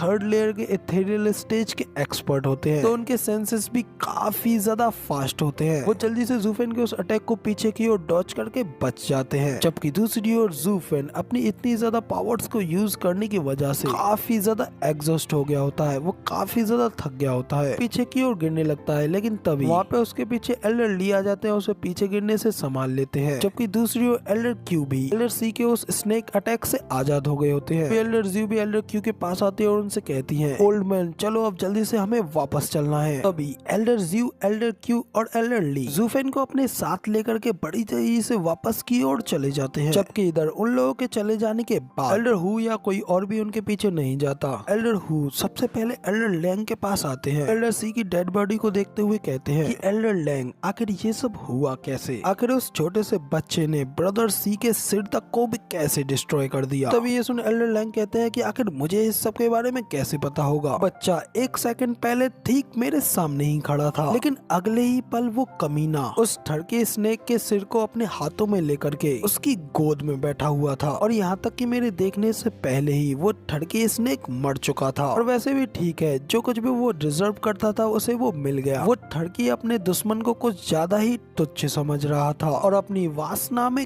काफी ज्यादा पागल हो रहा था। और मैंने उससे कई बार कहा था कि लस्ट, वासना ये मनोरंजन और खेल नहीं है, लेकिन फिर भी ये मेरी बात नहीं माना और अब इस सब चीज का रिजल्ट उसे मिल चुका है। तो अब इधर एल्डर लैंग के इतना कहती है, हमें एल्डर सी की बॉडी की ओर दिखाया जाता है। अचानक से उनकी बॉडी के अंदर से एक ग्रीन कलर की स्पिरिचुअल एनर्जी निकलने लगती है। तो फिर तभी हमें वहाँ पे एक हरे कलर का स्पिरिचुअल स्नेक दिखाया जाता है, जो कि कोई और नहीं बल्कि खुद एल्डर सी ही होते हैं। और अब क्योंकि उनकी बॉडी ऑलरेडी डिस्ट्रॉय हो चुकी होती है, लेकिन फिर भी क्योंकि वो एक इथेरियल स्टेज के एक्सपर्ट है, अपने स्नेक की सोल बॉडी के साथ ही जिंदा होते हैं। गुस्से में चिल्लाते हुए कहते हैं कि बहुत हो गई तुम्हारी ये बेकार की एडवाइस, तुम्हारी ये बेकार की सलाहें। उस लड़के को ऊपर अपनी पकड़ ना बना पाना और उसे होल्ड करके ना रख पाना, इस सब में सिर्फ और सिर्फ तुम्हारी ही गलती है। और अब तुम्हारी ही वजह से उस कमीने ने मेरी बॉडी को पूरी तरीके से डिस्ट्रॉय कर दिया। लेकिन अब मैं भी उससे अपनी इस बात का बदला लेने के लिए उसकी सोल को फाड़ डालूंगा। जाऊंगा और उसकी बॉडी पर अपना कब्जा कर लूंगा। तो तभी इधर एल्डर सी की ये बात सुन करके एल्डर हु एल्डर लैंग से भी कहते हैं कि एल्डर लैंग, क्या हमें इस ठरकी स्नेक को इसकी नई बॉडी दिलाने में इसकी मदद करनी चाहिए? तो तभी एल्डर लैंग कहते हैं कि हाँ बेशक, कि इस कमीने स्नेक के पूछने के बिना भी मैं अभी भी उस कमीने बच्चे को बीच में से इससे फाड़ना चाहता हूँ। तो तभी एल्डर सी भी कहते हैं कि हाँ बिल्कुल, मगर लेकिन आखिर फिर तुम यहाँ पे खड़े खड़े आखिर किस चीज का इंतजार कर रही हो? क्योंकि मैं तो यहाँ पे अपनी बिना किसी बॉडी के वजह से हर 15 मिनट में अपनी 10% स्पिरिचुअल पावर को खो रहा हूँ, इसलिए मुझे जल्द से जल्द उसे पाना ही होगा। तो तभी एल्डर लैंग एल्डर सी से कहते हैं कि हाँ क्यों नहीं, लेकिन पहले तुम क्यों ना किसी भी बॉडी को चूज कर लो, क्योंकि पहले तुम्हें अपनी बॉडी को तैयार करना चाहिए, जिसके बाद फिर हम उससे अपना बदला लेने के लिए चलेंगे। तभी ये सुन एल्डर सी गुस्सा होते हुए चिल्ला करके कहते हैं कि नहीं, बिल्कुल भी नहीं, उस बच्चे ने मेरे शरीर को डिस्ट्रॉय किया है और इसलिए मैं चाहता हूँ कि अब ये उसकी ही बॉडी होगी जिसे कि मैं अपने लिए लेना चाहूंगा, क्योंकि अब अगर ऐसा नहीं हुआ फिर तो वापस से हमारे सेक्ट में जाने के बाद कोई भी छोटा मोटा इंसान मेरी बेइज्जती कर जाएगा और मैं उन लोगों की उस हंसी की वजह बन जाऊंगा। इसलिए मैं ये सब नहीं चाहता और मैं अभी के अभी उसके पीछे जा रहा हूँ। अब इधर इतना कह करके एल्डर सी अपने उसी स्पिरिचुअल बॉडी के साथ फेन को मारने के लिए, उसकी बॉडी के ऊपर अपना कब्जा करने के लिए ज़ूफेन और बाकी के सभी एल्डर्स के पीछे चले जाता है। तो तभी उसे वहाँ से जाता हुआ देख करके एल्डर हु भी कहते हैं कि ये ठरकी स्नेक हमारी बीस्ट टीमिंग सेक्ट के लिए एक काफी बड़े शर्म की बात है। न कह करके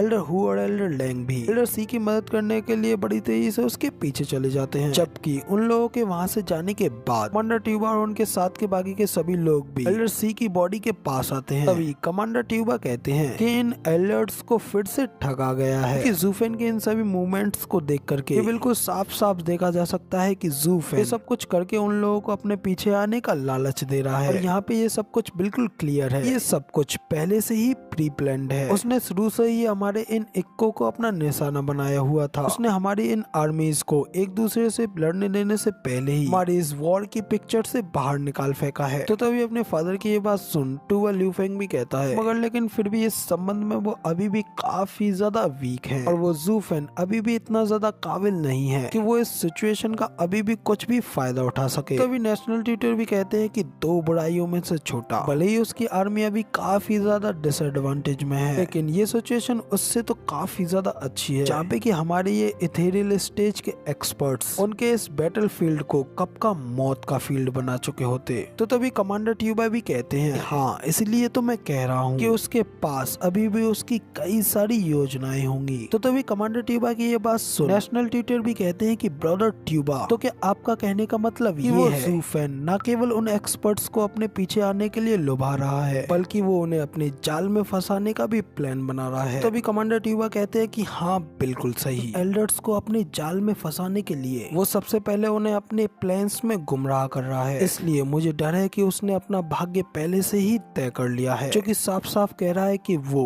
चारों कोनों से अपने दुश्मनों के ऊपर दबाव डाल रहा है, लेकिन फिर भी वो एल्डर्स। तो तभी ट्यूबा ल्यूफेंग भी कहता है कि लेकिन वो एल्डर्स अभी भी अपनी इथेरियल स्टेज पर है और 7th ग्रेड की अरे के नीचे की कोई भी चीज उन एल्डर्स का कुछ नहीं बिगाड़ सकती। तो फिर आखिर वो ज़ूफेन किस तरीके से उन एल्डर्स को अपने जाल में पकड़ सकता है? तो तभी अपने लड़के ट्यूबा ल्यूफेन की ये बात सुन कमांडर ट्यूबा ज़ूफेन के बारे में सोचते हुए कहते हैं कि वो लड़का ज़ूफेन हमारी एक्सपेक्टेशन से काफी ज्यादा ऊपर है और जितना भी हम उसके बारे में सोचते हैं वो उससे कहीं गुना ज्यादा कर सकता है। वो अपने उन अनगिनत तरीकों के साथ कुछ भी कर सकता है, क्योंकि हम में से किसी ने भी क्या ये कल्पना भी की थी कि वो एल्डर सी की बॉडी को इस तरीके से डिस्ट्रॉय कर पाएगा। इसलिए सचमुच वो लड़का बिल्कुल ही अनप्रेडिक्टेबल है। वो कब क्या कितना कर सकता है हम उसके बारे में सोच भी नहीं सकते। तो गाइस अब इधर कमांडर ट्यूबा के इतना कहते ही हमारा ये वाला एपिसोड यहाँ पे पूरी तरीके से कंप्लीट हो जाता है।